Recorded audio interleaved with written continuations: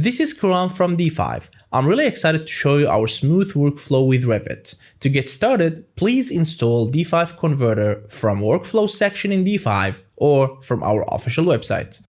We have three Revit files: Streets file, Landscape file, and our Project file. In a typical Revit workflow, we tend to have multiple links that generate the whole BIM model, either to manage file sizes or to follow a certain standard. As soon as you open Revit, you will notice right away the D5 Render tab.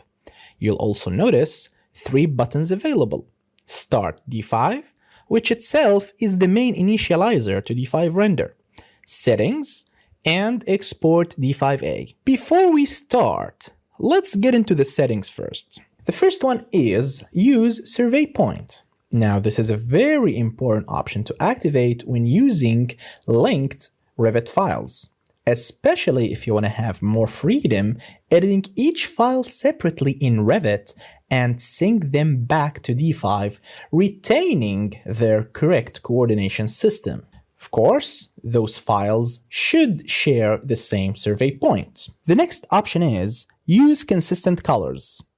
The results in D5 would appear to be matching the consistent colors visual style in Revit. You can simply sync it as colors and then apply your textures in D5 directly. Lastly, the export smoothness. I want to bring attention to this option and how is it being misused by the community.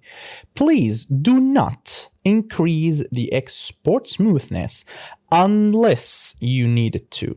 And if you want to have certain elements to behave smoother than the others, you may simply isolate those elements and export them in an increased smoothness. Alright, back to our example. Let's hit start and give it some time to send data. And it's done. We can also sync our Revit cameras. Let's do that. Just hit Sync Cameras and your Revit cameras will be transferred as D5 scenes. Pretty awesome. Now, we need to start assigning materials and placing some assets, either from the D5 library or your local one. We are done. Now this project looks much better. And of course, if you want to make any changes in the project, you can simply hit Sync and your changes will be reflected back into D5 automatically.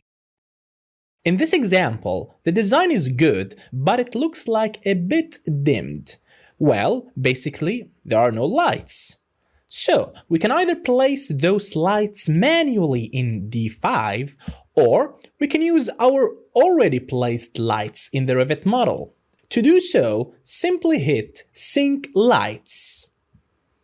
Great! Our lights are transferred into D5, and also they are organized based on the family type in Revit. For example, in D5 browser here, we can see that the lights are grouped in multiple groups. How did we do that? Well, in our project here, we have those lights separated as family types for about each 2 or 3 levels altogether.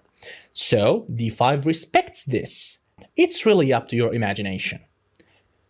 Thank you for watching this tutorial. We surely hope you'll be able to produce stunning renders with D5.